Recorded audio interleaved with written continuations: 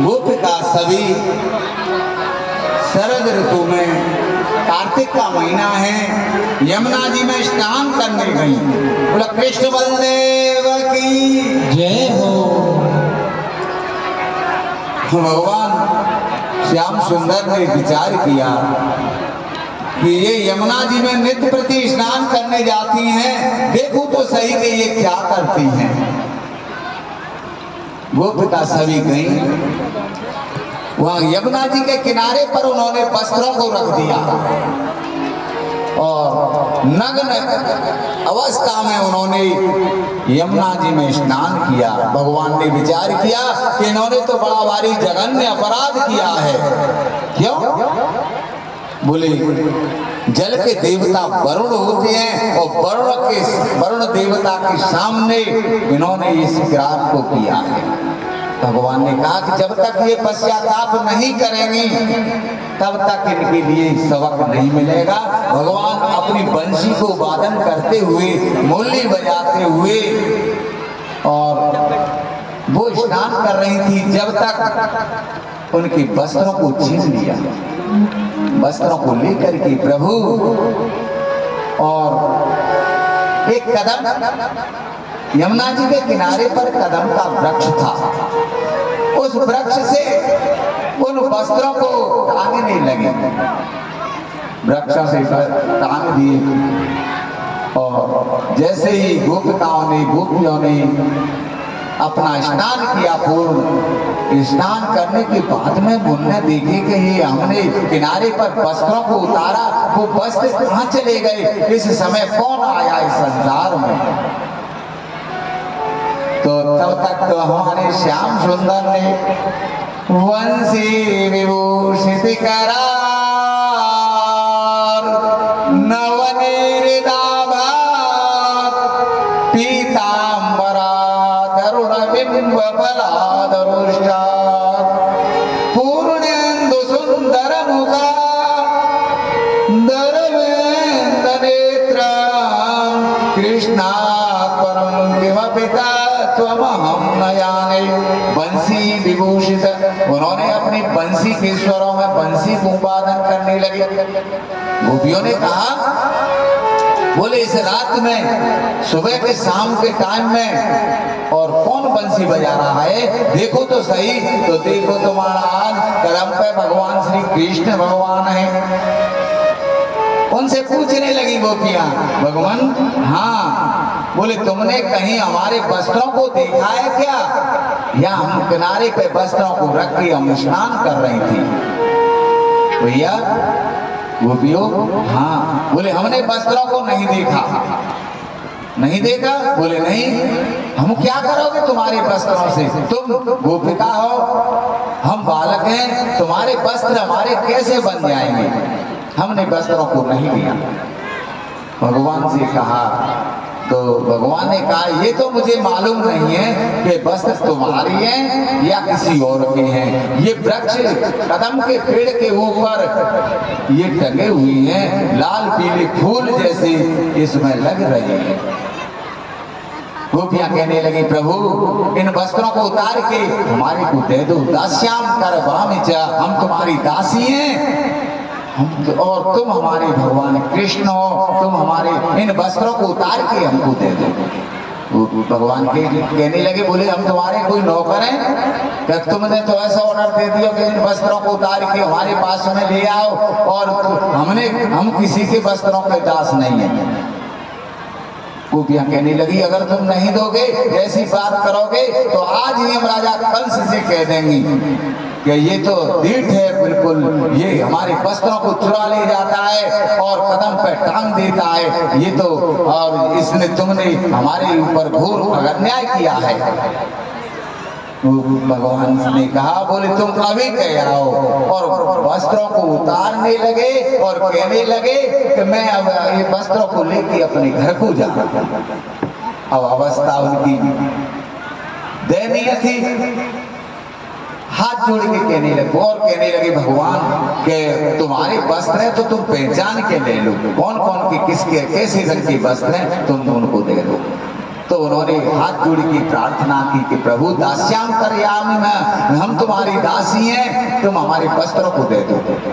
तो भगवान ने उनके लिए वस्त्रों को दिया है और उन्होंने से कहा कि आज से अगर तुम्हें आशीर्वाद भी दिया कि शरद फुल्ल मल्लिका एक दिन हेमंत के प्रथम महीना में शरद ऋतु आवेगी, उसमें मैं तुम्हारे साथ में रास खेलूंगा।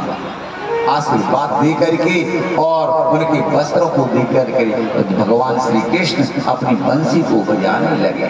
बोला वृंदावन बिहारी लाल की जय हो। हाथ क्यों जुड़वाए कि वरुण देव का साफ लग जाता नहीं तो, और उन्होंने पश्चाताप किया। दासी का रूप है भक्त्या तुष्यति केवलम परमया भक्ति प्रियो माधवा। भगवान तो केवल भक्ति के बंधन में बंधे हुए हैं, वो किसी के बंधन में नहीं है। माता के बंधन में बंधे हैं, गोपियों के बंधन में बंधे हैं। प्रेमैव राम गोपाणाम प्रेमैव भगवत् स्वयं। प्रेम का बंधन गोपियों के अंदर था, प्रेम के बंधन में भगवान बंधे हुए थे। और यही हमारे जीवन में सफलता है कि जिस घर में प्रेम नहीं है उस घर का नरक है वो। प्रेम का पानी रहा न जिस घर, बेघर नीच कहाते हैं। हमेशा प्रेम भगवान से करो और अतिथि से करो, साधुओं से प्रेम करो, और आप सभी और प्रेम करोगे तो तुम्हारी मुक्ति और भगवान में भक्ति का मार्ग मिलेगा। तो आज गोपियों ने भगवान से प्रार्थना की है तो उनको वस्त्र मिले।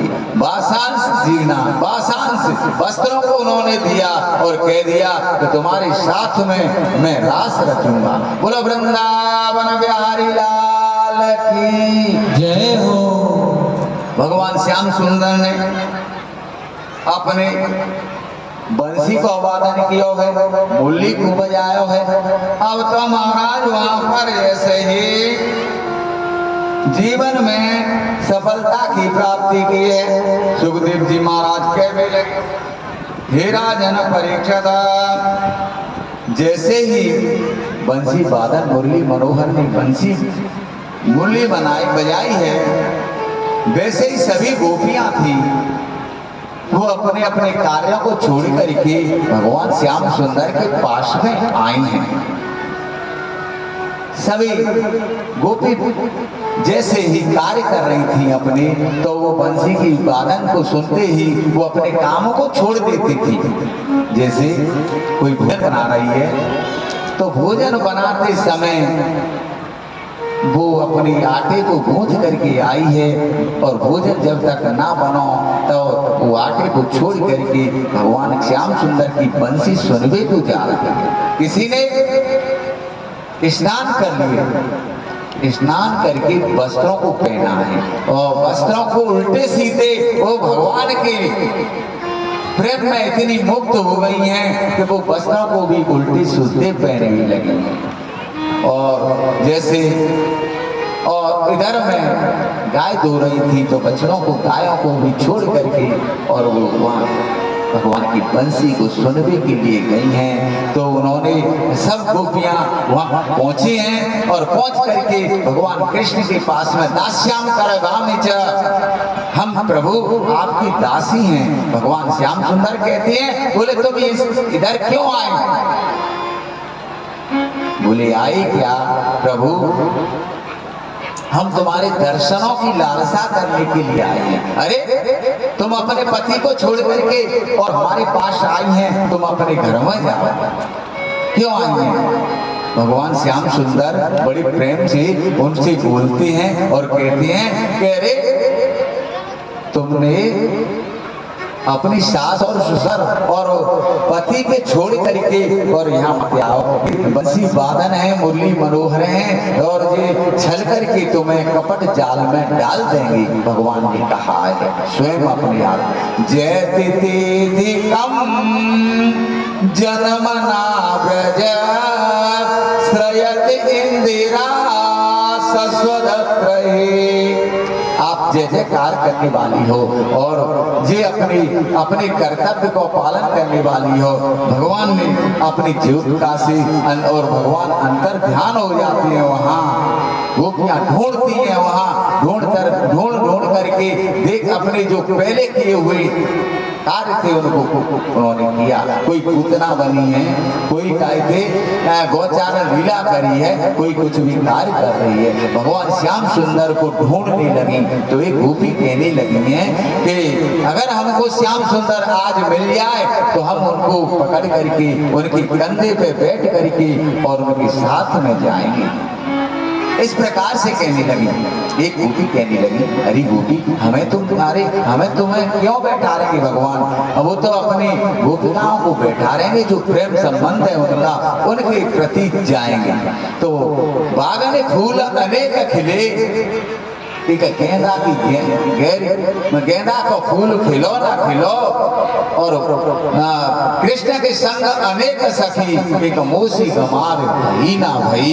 मेरे समान हम तो गमार हैं और भगवान श्री कृष्ण अपने अंतर आयामी हैं, ये हमको छोड़ करके न जाने कहाँ चली गई, हम उनके साथ में कैसे जावें। इस प्रकार से भगवान का विरह रूपी वेदना में उन्होंने अपना चिंतन किया।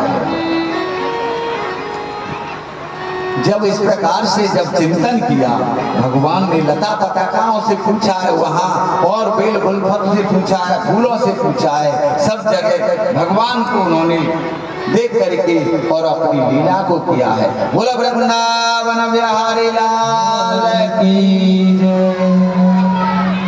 रमण बिहारी लाल अब आगे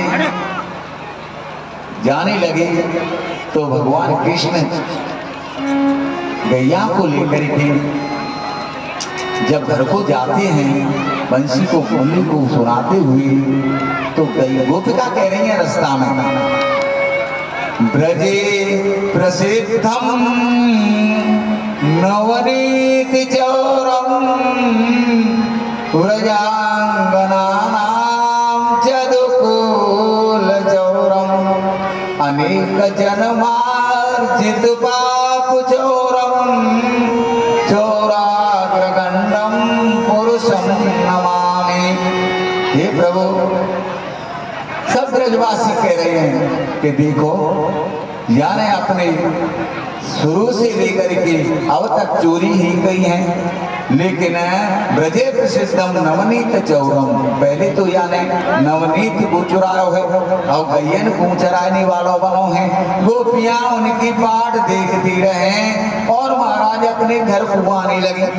एक गोपी कहने लगी, भगवान श्याम सुंदर के घर में, नंद बाबा के घर में जा रही है और कहने लगी, अरे यशोदा मैया से, मैया बोले हाँ, फिर लाला सुबह से जाए गैयन में और चोरी कर लो, जाने बंद कर दो, और हम जाके दर्शन भी ना कर पाए रहे, हमें मिले ही नहीं जी लाला। लाला अब तो सुबह को जाए और शाम रह जाए। तो वो बहानों लेकर के आ रही हैं गोपियां। मैया से बोली, मैया हाँ, बोले हमें गोबर की जरूरत है, गैया को गोबर की जरूरत है, हमें गैया गोबर लेना है। वाल्मीकि से कहा, बोले ले जाओ गौशाला में, हमारी गाय अभी आई है चर के और गाय उसी में है, और तुम गाय गोबर की क्या पूछ रही हो, बिना पूछे ही ले जाओ गोबर को। वाल्मीकि आई, वह गोपिका ने विचार किया, वहाँ भरने लगी। एक नजर से, टेढ़ी नजर से चितवन करके भगवान श्याम सुंदर को देखने लगी। भगवान श्याम सुंदर गोप में से उतर करके और महल में से नीचे आए और आकर के गौशाला में प्रवेश करने लगे। अरे गोपी, गोपिका क्या कर रही हो? बोले गोबर ले रही है। धीरे धीरे धीरे धीरे माने गोबर को पला बहुत ज्यादा बन गया, वाल वाल, और भगवान कृष्ण से बोली, अरे गोपाल, हाँ, बोले जे गोबर ज्यादा भर गया है, जा गोबर को तुम हमारे सिर पे ऊंचाई नहीं दे। बोले तेरे नौकर लगे कि तेरे घर वाले के नौकर लगे, गोबर को गोबर दे तुमने और उचावे हो तुमने, हम इतने हम इतना तुमने तो नेक सो हम ग्वाल माखन खाई के आया थे तुम्हारे घर में, तो मैया थे इतनी तेने बहुत ज्यादा शिकायत करी है। अब हम तुमसे बाहर हैं, हम तो अपनी गैयन को ले जाते हैं, सुबह से शाम को चरा के ले आवते हैं, अब तुम पीछे हमारा क्यों ना छोड़ रही हो? अरे लाला ने हमारे जा गोबर को ऊंचाई दे दे। बोले ठीक है, ऊंचाया भगवान श्याम सुंदर ने चितवन भरी आंखों से हमारे भगवान श्री श्याम सुंदर के पूर्ण रूप को गोपिका ने देख लिया। देख करके और लेकिन उसका मन नहीं आया, वही गोबर का पाला घर में डाल के आई, फिर दोबारा आने लगी और देखने लगी श्याम सुंदर कहाँ है। तो भगवान फिर पूछने लगी कि मैया हाँ कैसे आई तू? भैया मैं गोबर लेने आई हूँ तेरे घर में। अरे अभी तो ले गई और जरूरत है, दोबारा भरने लग गई, तालाब में भर लिया। वहाँ भगवान श्याम सुंदर को बुलाया, भैया उचाए दे। भगवान ने कही बार बार नहीं उचाऊंगा, तू क्या देगी मुझे? मजदूरी देगी कछु? नहीं भैया मजदूरी देने लायक ही ना मैं कैसे तुझे मजदूरी दूं? बोले ठीक, एक काम है पर हमारे घर में कहा कि माखन जरूर हो तो बस है गयो काम, तू माखन को लौंदा दे जा, एक बार में मैं तो चावल चलो जा। भगवान श्याम सुंदर ने कहा, बोले पर हिसाब किताब कैसे होगा? तो मालूम है मैं तो पढ़ो लिखो इतना होता ना, और तू इतनी पढ़ी लिखी ना, मैं तो कई बार चाहूं तो हिसाब किताब तो पे है कि नहीं गिनती? बोले मुंह पे ना प्रभु। तो ठीक ले जा गोबर में थे एक लौंदे लेके थोड़ा और मैं मुंह पे टिपकी लगावा, एक ऊंचाई की बारी है जागी, एक टिपका लगाए दो, दूसरा में ऊंचाऊं तो दूसरा लगाए दो, तीसरे में ऊंचाऊं तो तीसरा लगा, ऐसे तू लगावत चल, मैं तो गोबर उचावत तेरी में लौंदा है जाने तेरी माँ गोपिका मंजूर है। हाँ तो ऐसे ही उसने कई बार गोबर उचाए लो और बापे पूरे मुंह पे टिपकी लग गई। भगवान श्री श्याम सुंदर के भगवान आए तो श्याम सुंदर मैया के पास में पहुंचे। मैया ने कहा अरे लाला हाँ, बोले जी क्या करके आओ? गौशाला में तू गयो, गाय ने पूछ दे दी का थे मुंह में? भगवान चुप है, नहीं मैया। तो बोले यहाँ मेरे पास देखो, ने हाथ फिर, अरे मैया हाथ मन लगावे जाते, हाथ मन लगाए दियो और मेरी तेरी लड़ाई है यार काई मैं पूरा तेने हिसाब किताब चौपट कर दे हो, जा मैं हिसाब लिख रहे हो सब मेरो और तेने जा मैं चौपट कर दो, तू सब मोहती मेरे से पहुंच रही है। अरे लाला मोहन पे कौन सो हिसाब लगावे करें, तेने कैसो हिसाब है? अरे बा जो गोबर भरवे भाई आई वो सेत में थोड़ी गोबर ले जाती, तुमने तो कह दी कि गोबर ले जा, और बापू में हमने ऊंचाए हुए वह ऊंचाए के कारण वो जितने जे टिपका है उतने ही हमको माखन की लौंदा देगी।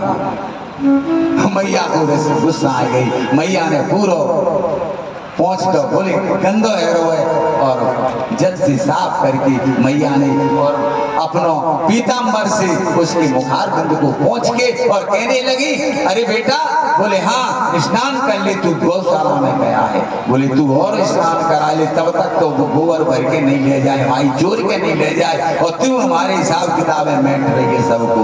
ग्वालिन से कहा, बोले ग्वालिन अब मुझे तेरे हिसाब किताब को कोई मालूम नहीं है, तू कहाँ से मुझे माखन देगी, कितना देगी, वो तेरे जरूरत हो उतना ही दे दी। तो माँ भगवान श्याम सुंदर कहते हैं कि ब्रजे प्रसिद्धम नवनीति चौरम ब्रजांगनानाम जदुकूल चौरम। भगवान तुम्हारा ब्रज में नवनीत मक्खन को चुराने वाले हैं और अपने अंतरात्मा रूपी अमृत को भी चुराने वाले हैं। भगवान श्याम सुंदर ने अपने मैया को देखो तो दीपावली का दिन था, दीपावली के दिन मैया अपना कार्य कर रही थी। एक दिन मैया कहने लगी अरे मैया मेरे लाला, बोले हाँ तूने मेरे लिए बड़ा भारी कार्य किया है। और ये गोवन भोग खीर पूड़ी हलवा क्यों बना रही हो?